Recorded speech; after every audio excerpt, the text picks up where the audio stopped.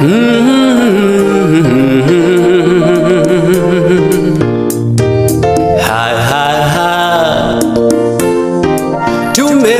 mkono wake Bwana.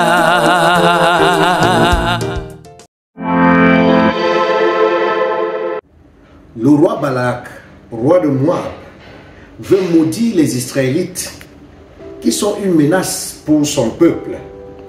Il fait appel au divin Balaam pour qu'il lance des malédictions contre les descendants de Jacob.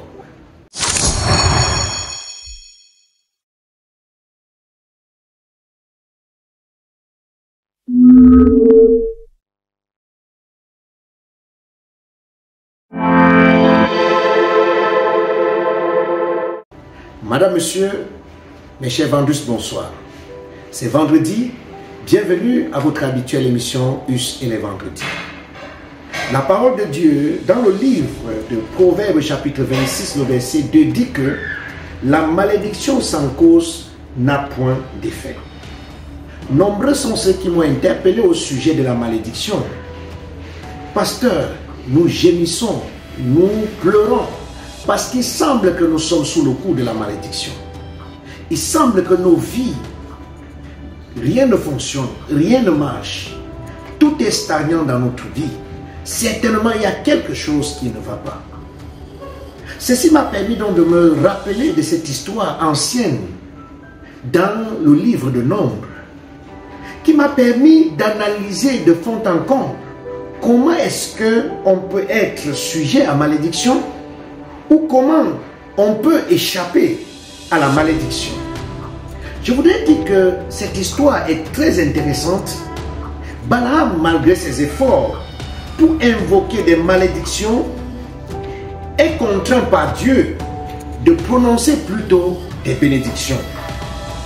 Dans Nombre 23, le verset 23, la parole de Dieu dit: l'enchantement ne peut rien contre Jacob, ni la divination contre Israël.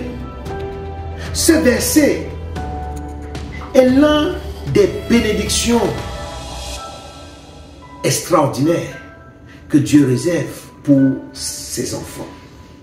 Ce verset affirme que la magie et la divination ne peuvent rien contre celui qui est choisi de Dieu.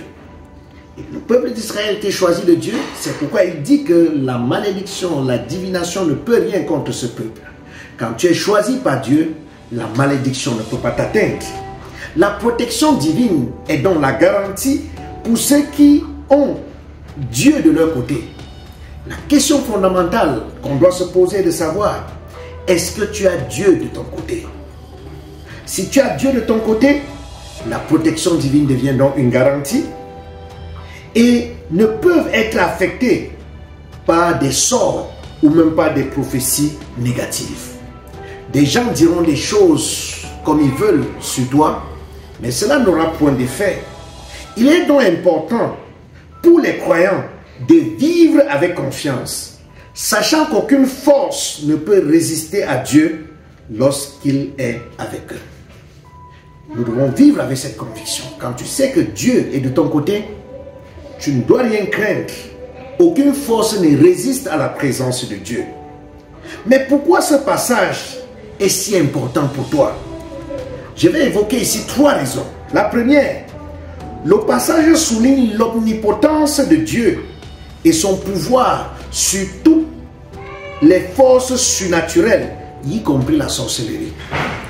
Si tu es avec Dieu, même la sorcellerie, d'ailleurs, Dieu, la présence de Dieu fait en sorte que tu deviens non identifiable dans le radar de Satan.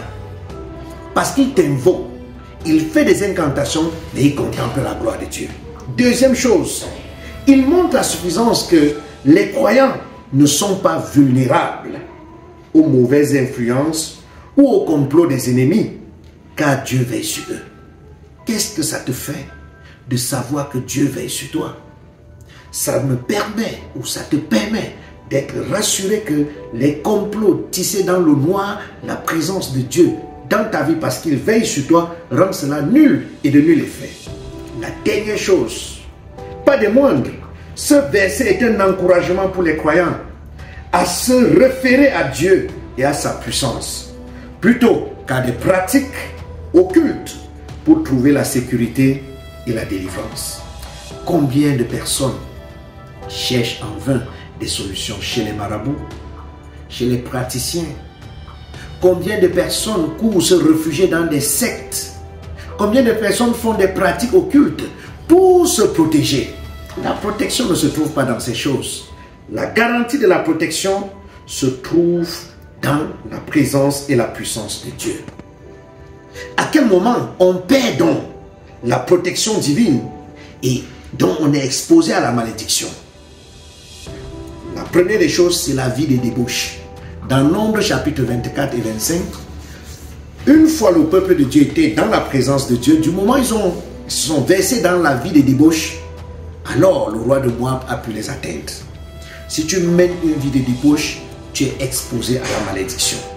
Si tu mènes une vie d'alcoolisme, de prostitution, tu es livré à la malédiction.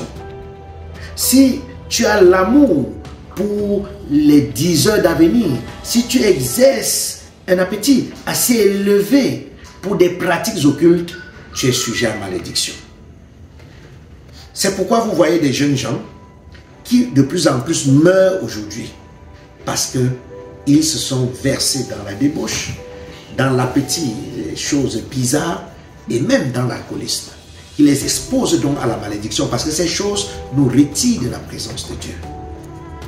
Je voudrais que Dieu t'aide à demeurer dans ta présence, dans sa présence, et tu seras à l'abri de la malédiction. Comment échapper à la malédiction était le sujet de ce soir. Que la bonne main de l'Éternel qui accorde la bénédiction soit sur toi, et que sa présence, si tu étais sujet à malédiction, le transforme en bénédiction pour la gloire de son nom.